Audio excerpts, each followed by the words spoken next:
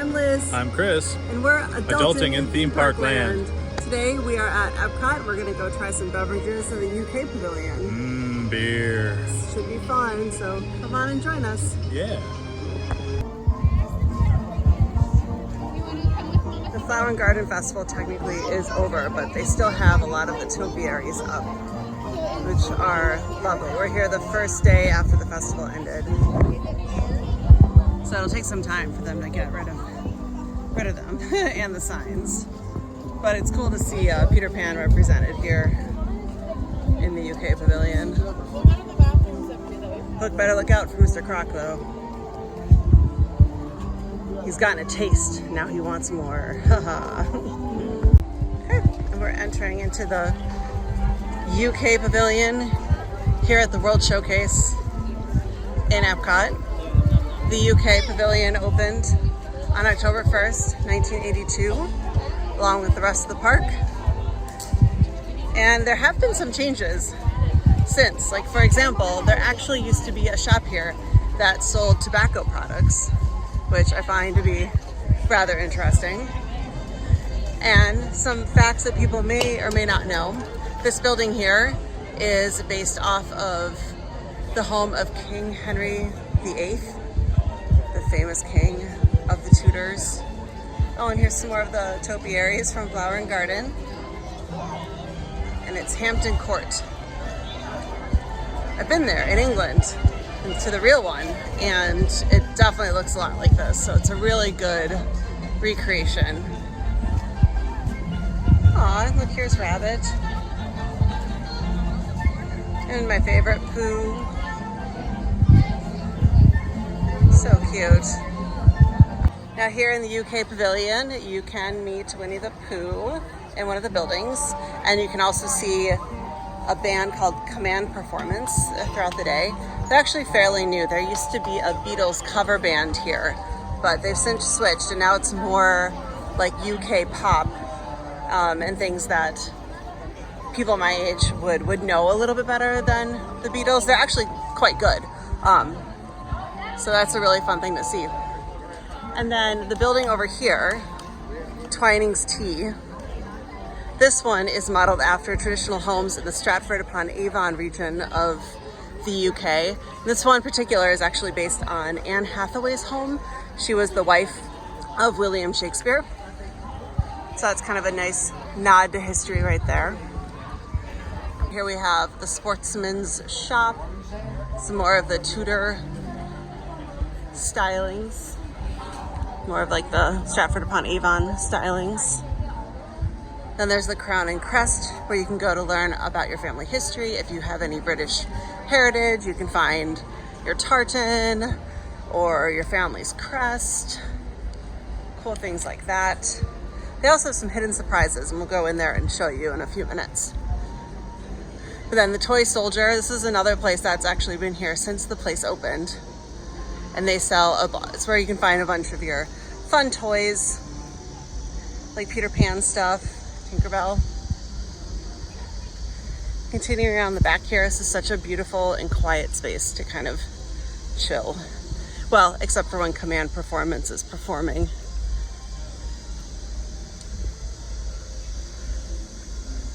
And it's actually back here where you can meet Winnie the Pooh when they're doing the meet and greets.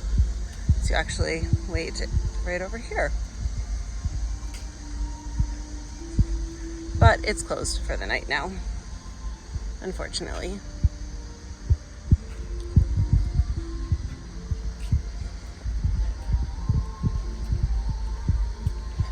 Love the topiaries are still up. And then finally, there is a cool like maze or labyrinth here, like a hedge maze. Just feels like totally out of Alice in Wonderland. And you can go inside it and get yourself lost. Why, it seems there's a bustle in my hedgerow. Hey Chris, go find me a shrubbery. Will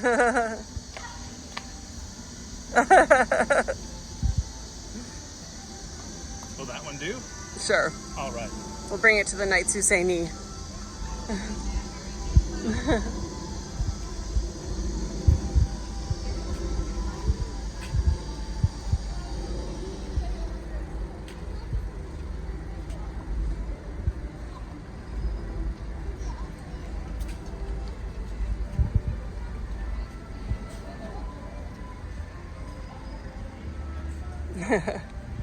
Watch Chris get lost. I am lost.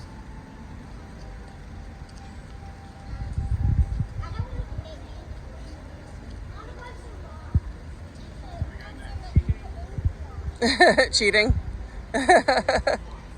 That's okay. We all do it sometimes, I suppose. We need to get beer soon. Yeah. In the pavilion. And lastly, there's a cute little tea garden back here I think a lot of people forget about. And of course, it's connected to the home that serves tea, sells teas. Actually, something I should mention is all of, well, I should say some of the World Showcase countries have a function on the Disney Play app where you can actually play a DuckTales adventure, and it takes you all around the various pavilions, solving clues and solving a mystery. And so I think that's what these fine folks over here are doing, because I'm hearing some fun animations. But let's take you in to see the fun hidden detail in the place with the family crest. Okay, so here we are again at the Crown and Crest. You can actually buy a sword here. So, you know, if you feel like buying a sword while you're at Disney. I do feel like buying a sword. It's like an old, like ancient Greece or like. So there you go, $150, final sale. Or a Knights Templar for $300. It's a heavy piece of metal, and it's just sitting in his room. Some cool dragons. Okay, but anyway, so here's where you can go. But they always have something kind of fun over here. So today, it says Bridgerton and Featherington. I love that. That's amazing. So that's a reference to the season of Bridgerton, the show on Netflix. And then it says Sharma. And then over here it says Hastings. England. Another reference. In the past, we've seen them say Barbie and Oppenheimer. We've seen them say, I forget what else. What else have they said? We've had Kelsey and Swift. Yes, yes. So yeah, it's pretty fun. Oh, those are cute.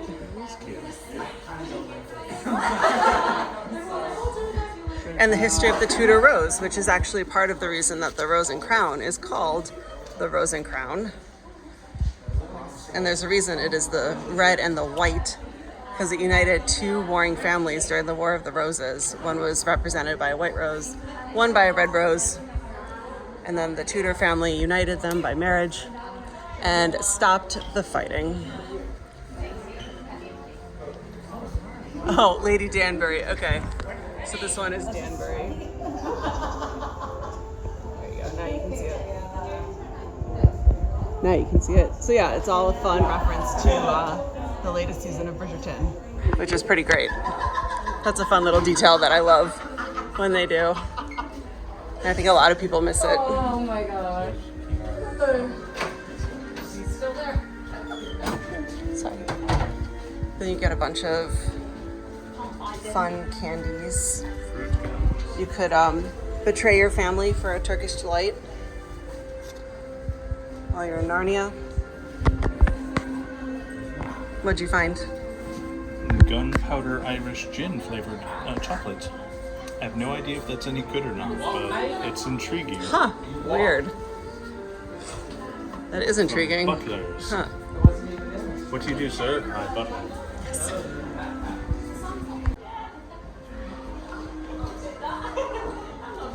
Some more of the fun candies. Wouldn't these be called the crisps? Uh-oh, I don't know. Maybe in...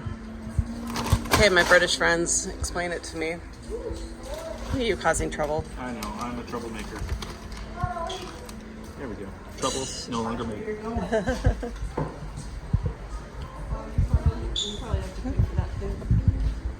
Here you can find all of your like Irish things with your Guinness shirts and Guinness hot chocolate and toffee. Oh, and barbecue sauce. That's kind of cool. Bar mats. Here we are into the toy soldier. This is where you can find all of your more like classic Disney things. Like, look at this adorable ornament. And like ornament of Peter Pan's flight. Pins, Tinkerbell stuff. Anyway, obviously the merch will change all the time, but it's always going to be somewhat British themed. Winnie the Pooh stuff. Oh, like this adorable shirt. That's super cute. Winnie the Pooh would look great in that. Yeah. Okay. Well, there's a lot of people in here, so I don't want to film a bunch of people, but it's a cute selection of stuff.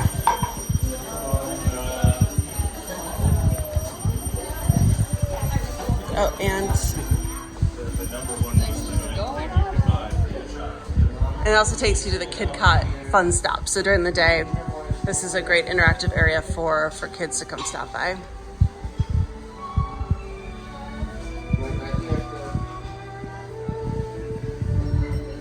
Over here is the entrance to the Lords and Ladies shop. This is where you can find a lot of your like Alice in Wonderland merchandise, sometimes Mary Poppins. Oh, like that apron is so cute.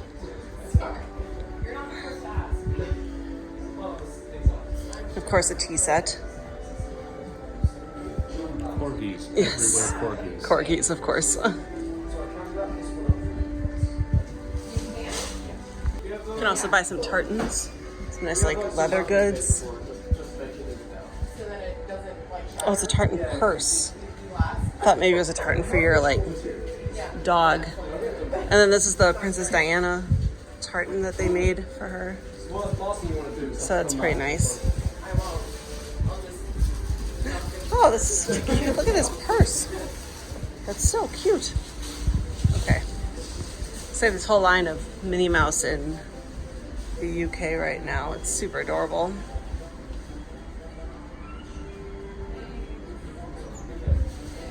It's very tempting. And King Mickey, I like that. That's cute. Hear ye, I do decree. We're not going to have him decree anything right now. No.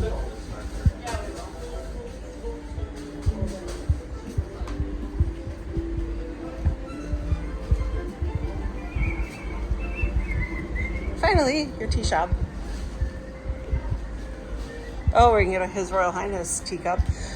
Funny enough, I was actually here the day that the Queen Elizabeth II died. I was over in China, but then I came straight over to the UK. And they still had some merch here with her, you know, insignia on her face on it and all these things. And I actually bought like one of the last 2 China cups they had with her on it. There was a real rush of merch with her on it after she passed, of course. But it's fun to see all the King Charles stuff here now. What'd you find? Oh, I guess there's still some Queen Elizabeth II stuff. It's commemorating her life, I believe, and giving you the lineage. Oh, fun. Isn't that neat? Yeah. Yeah. So, I'm worried about dropping it, so I'm going to put it down here. Probably a good idea.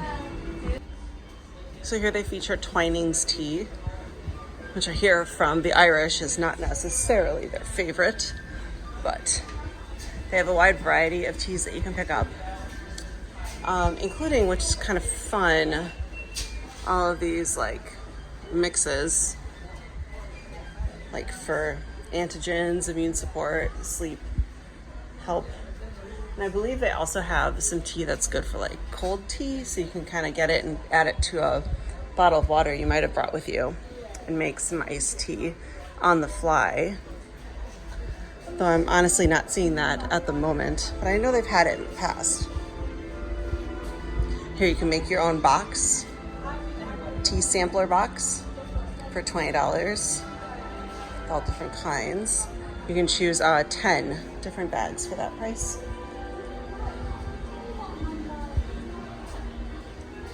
So,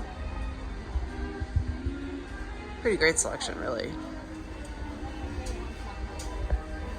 The cold brew stuff that I was looking for.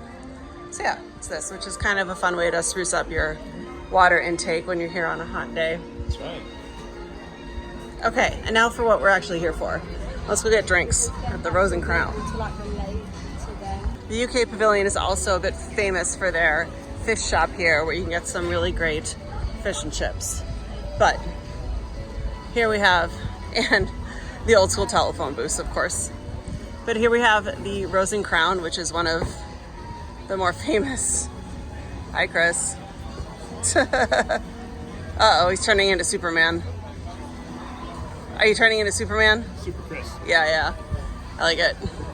So the Rose and Crown itself is actually based on 4 different traditional pub styles as well. So they took real inspiration from pubs in England. So the symbol here of the Rose and Crown, the Autium cum dignite, actually means leisure with dignity. So that seems very British thing to say. Let's go in. It's always pretty popular. Well, it's actually not that bad today.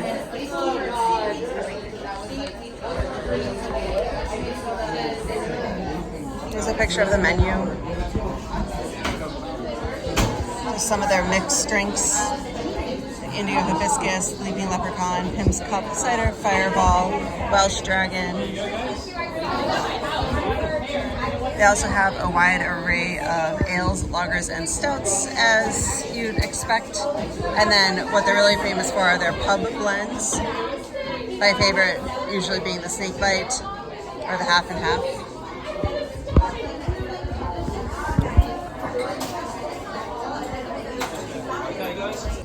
I got the black velvet. It is half Guinness, half Strongbow. He did the thing I like, where it's slightly less Strongbow than Guinness. I do like a good mix, but I also like less sweet. So let's give it a try.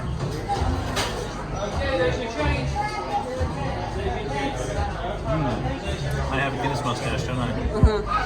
That's okay. Yep. I love Guinness. It's one of those things. It's a light beer. And I feel the Strongbow adds just enough extra flavor to it, because the Guinness is very one note. It is a kind of burnt stout, more or less. I like that flavor, but I think that flavor tastes better with apple in it, and that's where the hard cider comes in perfectly. It's a little too sweet on its own, so mixed with the Guinness, you get a perfect blend. And they did a wonderful job pouring it here too. Excellent. Thank you. Okay, and I got the Imperial Sampler. So it's a mix of, or it's a variety of 4 different beers. We have the Guinness, we have the Harp, we have the Bombardier Amber, and the Old Speckled Hen English Pale Ale. So we'll try them both. Here's the Guinness. Yeah, I mean, it's a standard stout. It's a Guinness. It's a bit lighter than a normal stout, so it actually is a bit more palatable. But again, it's a little one note for me, so it's not like my go-to. Now the Harp, it's a good, just traditional ale. It's lighter. I'd say it's more of like a beer. It's kind of what you're gonna go for on like a hot day. It's refreshing. Now, I don't think I've had Bombardier before. So this is an amber, and I usually really like ambers, so. Yeah, it's good. A little bit more flavor, a little bit more heavy, but not really heavy, but like more complex than the Harp. So it's a good one. And then finally, I have the Old Speckled Hen English Pale. I don't know if I've had this one either, so we'll see if it's any good.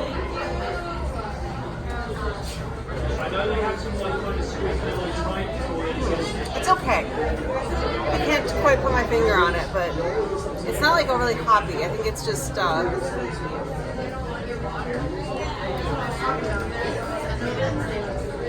sorry, I can't quite put my finger on it. Maybe Chris can. But Hold on, let me see if I can put my finger on it. Oh, my finger's on it. It has a bit of an odd, kind of like, almost like I can taste the can or the keg that it was in. A little bit hoppier, but not much. Anyway, it's still good though, but it's not my favorite of the four. Of the four, I think my favorite is the amber, followed by the harp, the Guinness, and then the Old Speckled Hen. Anyway. It's my turn to try all of the beers that have been laid before us here. Obviously, I'm going to start with the Guinness because it's a familiar flavor to me.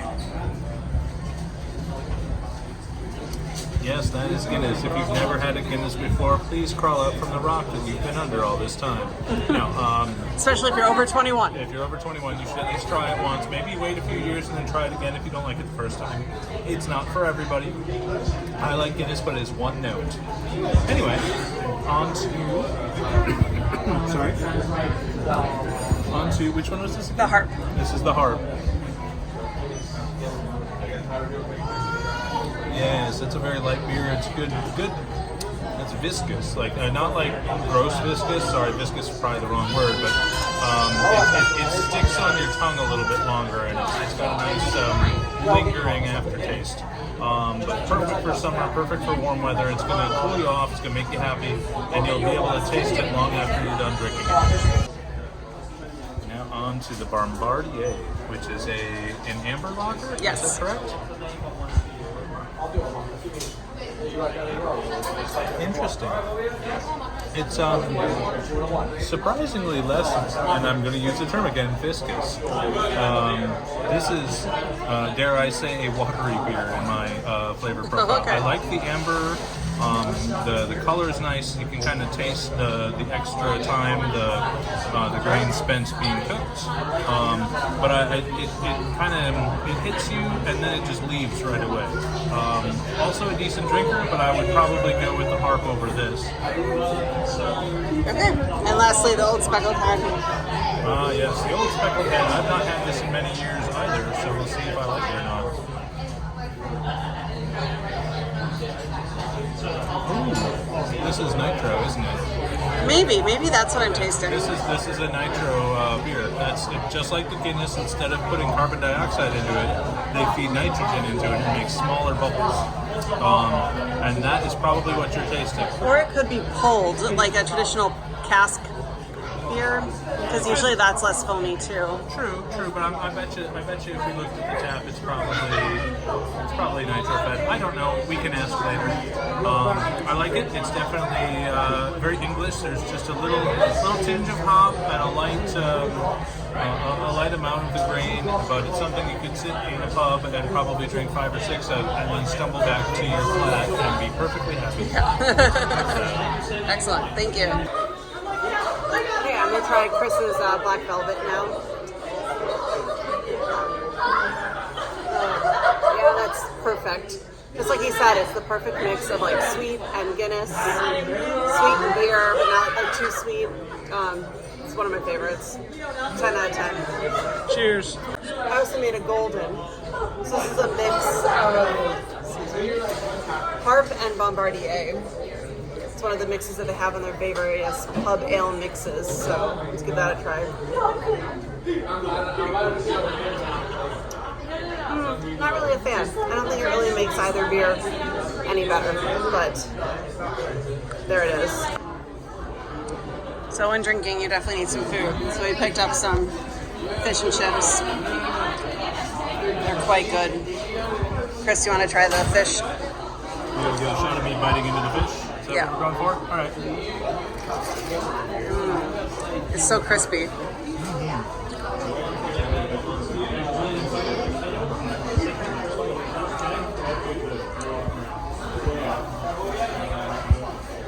Thank you for not getting me eating.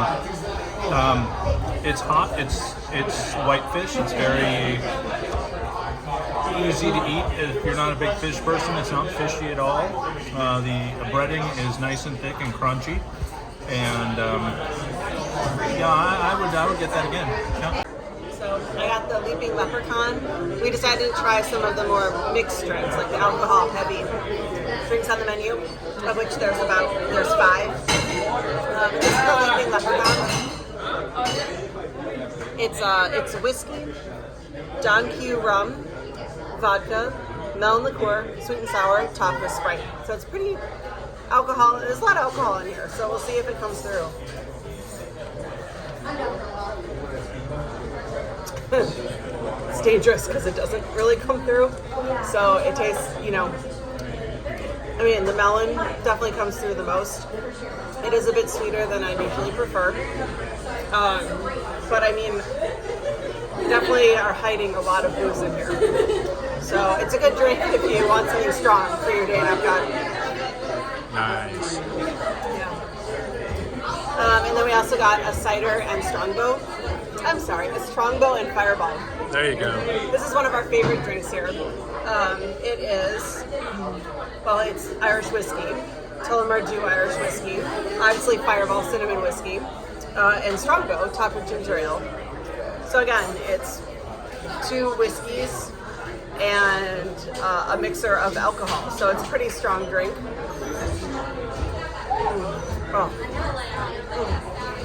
God, it's heaven.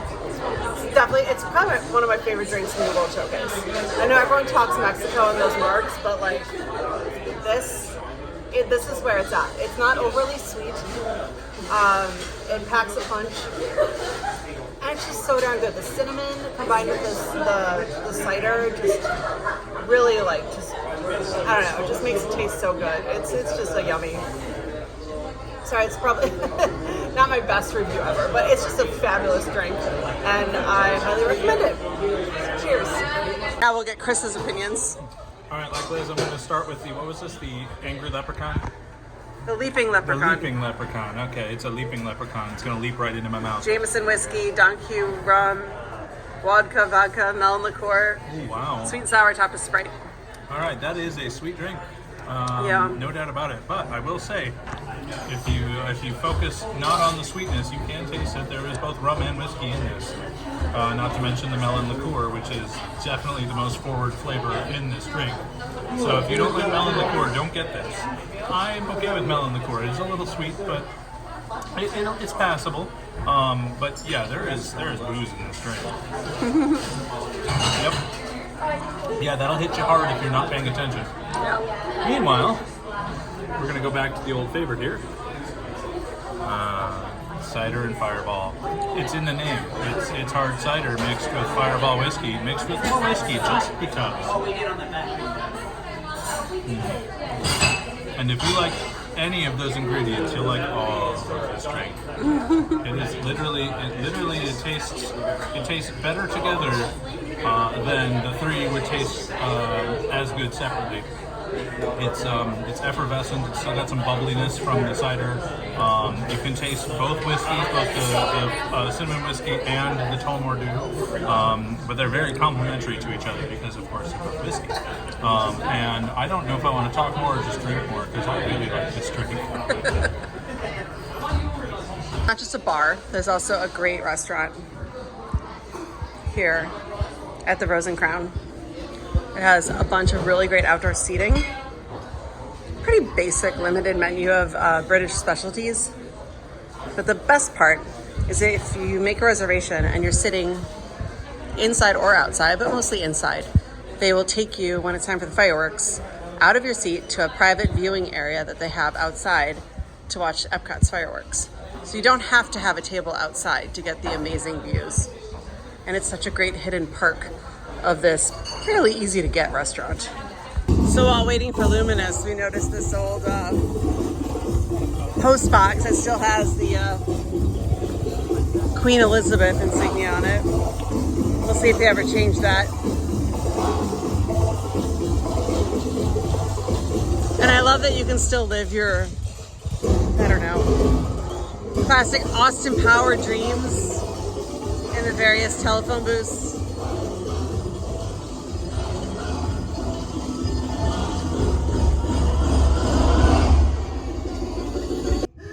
All right, we are jammed in this phone booth to film our outro for our video at the UK Pavilion and our drinking. I feel like this is the perfect place to do this outro.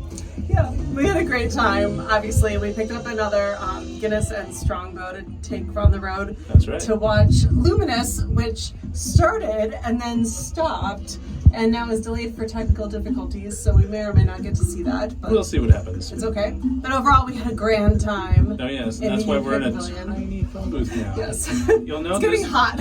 this phone booth. Also, the phone does not actually have anything attached to it. This phone is not a real phone anymore. It's quite disappointing. Yeah, I don't know who's actually making phone calls. Because when we get stuck in here, there's no one to call for help. Yeah, luckily there's cell reception, so it's okay. Fair enough. But yeah, so interestingly enough, we can see a bit of the new drone show over at Disney Springs from here.